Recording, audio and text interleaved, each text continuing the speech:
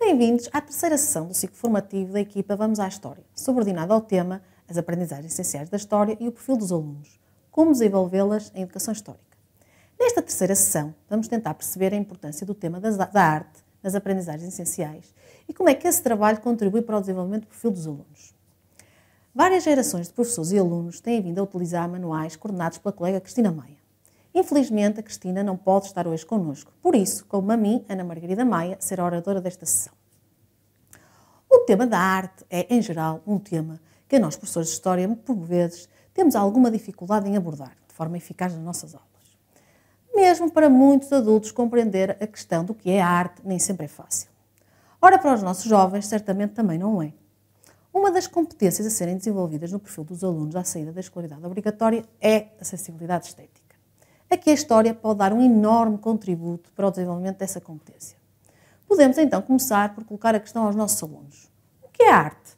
Em jeito de levantamento de ideias prévias, como falamos na sessão anterior.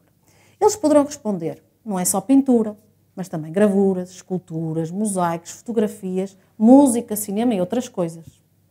A arte não é só bonita e alegre, pode transmitir emoções como medo, dor, felicidade. Quando fazemos esta pergunta aos nossos alunos, é necessário fazê-los compreender que a arte vai para além do que é visível, mas também fazê-los compreender que a noção de beleza varia conforme a época histórica e que, por isso, pode ter formas de belezas opostas. E os nossos alunos também nos podem perguntar para que serve então a arte? E nós podemos responder para fornecer informações sobre como viviam as pessoas, para perceber a nossa capacidade de sonhar com o belo, para ajudar a lidar com os nossos problemas e superar os nossos medos, para embelezar a nossa vida e dar-nos conforto, para registar o poder, o riso e a fraqueza, para dar voz às nossas emoções. Tal como falamos na segunda sessão deste ciclo formativo, a compreensão contextualizada é um dos reguladores que temos de ter em consideração para cumprir o programa de História. Mas como é que o estudo da arte contribui para a compreensão contextualizada em educação histórica? A arte permite analisar as características dos edifícios de cada época histórica e de cada civilização, para desenvolver a compreensão histórica contextualizada, uma vez que essas construções servem às necessidades de cada época e, portanto, também constituem informação para sabermos como se vivia em cada época. Desta forma, possibilita a contextualização dos factos, tentando por vezes discernir intencionalidades e ou constrangimentos. Depois de respondermos a estas questões aos nossos alunos e percebermos a importância do estudo da arte para a educação histórica, vamos então analisar como é que este tema se apresenta nas aprendizagens essenciais da História. Ela está presente nos seguintes subdomínios e descritores das aprendizagens essenciais. No subdomínio 1, das sociedades recoletoras às primeiras sociedades produtoras, na aprendizagem essencial 4, relacionar os ritos mágicos funerários com as manifestações artísticas, mas também na aprendizagem essencial 6, identificar os conceitos de arte rupestre e megalitismo. No subdomínio 2, que se designa contributos das civilizações urbanas, na aprendizagem essencial 8, destacar contributos dessas civilizações para a civilização ocidental, identificando a permanência de alguns deles na atualidade. No subdomínio 2.1, os gregos do século V AC, o exemplo de Atenas, na aprendizagem essencial 12, identificar manifestações artísticas do período grego, destacando os seus aspectos estéticos e humanísticos, mas também na aprendizagem essencial 14, identificar e aplicar o conceito da arte clássica. No subdomínio 2.2, o mundo romano no apogeu do Império, na aprendizagem essencial 19, em que falamos da caracterização da arte romana. E, finalmente, no subdomínio 4.2, a cultura portuguesa face aos modelos europeus, na aprendizagem essencial 49, caracterizar os estilos românico e gótico, destacando as especificidades regionais, mas também na aprendizagem essencial 50, aplicar e identificar os conceitos de românico e gótico. Assim, acabamos de identificar no slide anterior os descritores das aprendizagens essenciais do 7º ano, onde a arte está presente. Nada que nós já não soubéssemos.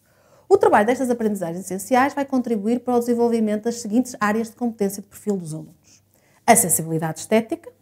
E o que é sensibilidade estética? É apreciar criticamente as realidades artísticas e tecnológicas, pelo contacto com os diferentes universos culturais, é entender a importância da integração das várias formas de arte nas comunidades e na cultura, mas também é compreender os processos próprios à experimentação, à improvisação e à criação nas diferentes artes, tanto em relação ao património cultural, material e imaterial, como à criação contemporânea.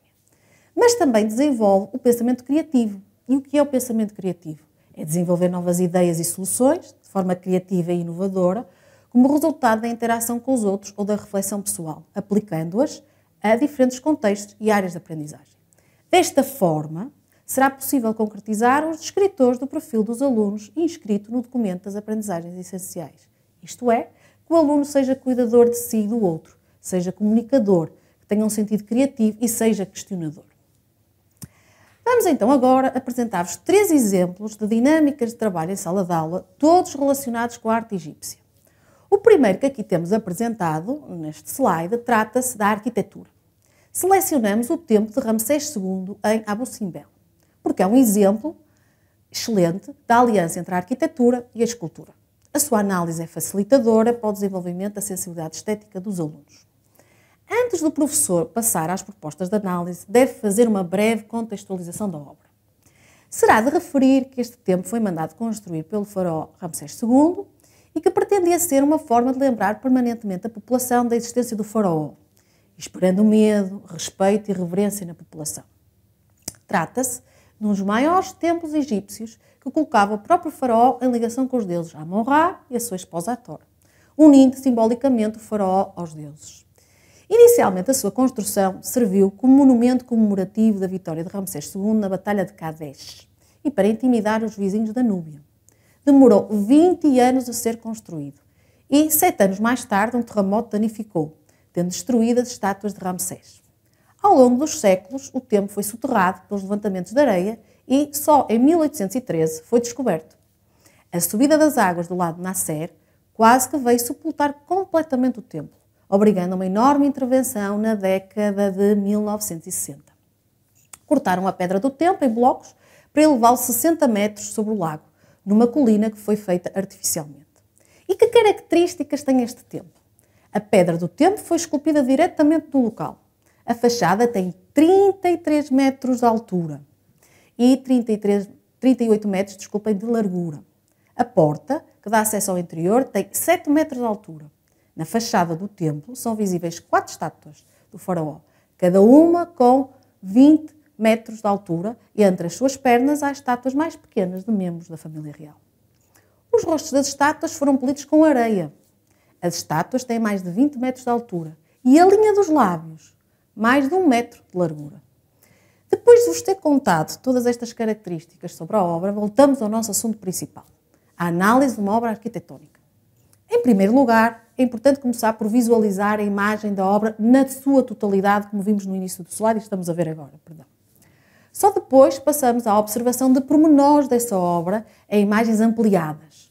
Por exemplo, aqui que podemos observar a visualização da obra e o aluno consegue perceber que há imagens mais pequenas, como por exemplo uma figura humana que conseguem ver ali na porta, e o aluno vai conseguir comparar as proporções entre a obra arquitetónica e a figura humana. A visualização da totalidade da obra também permite detectar questões de simetria, de proporcionalidade, de monumentalidade e da importância da escultura no caso desta obra arquitetónica. Outro aspecto que podemos trabalhar com os nossos alunos é colocá-los a refletir sobre os sentimentos que a obra lhes provoca. Vamos agora passar à observação e análise de pormenores da obra através de imagens ampliadas. Ora, são vários os aspectos que podemos ter em consideração na análise desses pormenores. Por exemplo, podemos começar por lhes perguntar aos alunos para repararem na decoração do templo, para levá-los a identificarem as estátuas como elementos decorativos. Depois podemos lhes perguntar quem será que essas estátuas representam e também para examinarem a posição das esculturas para que cheguem à noção da rigidez e da posição frontal. Depois, para que eles melhor concretizem essas ideias de rigidez e posição frontal, pedir-lhes para olharem para os rostos das estátuas e para o olhar das mesmas, perguntando se ambas as estátuas representam feições simétricas do olhar. Depois, podemos ainda passar à observação dos lábios, perguntando se eles são esculpidos perfeitamente e porquê. Estas são as possíveis questões de análise desta obra. O objetivo das mesmas é levar o aluno a responder aquilo que observa e analisa na obra, nomeadamente, refletir sobre os ideais de beleza egípcios.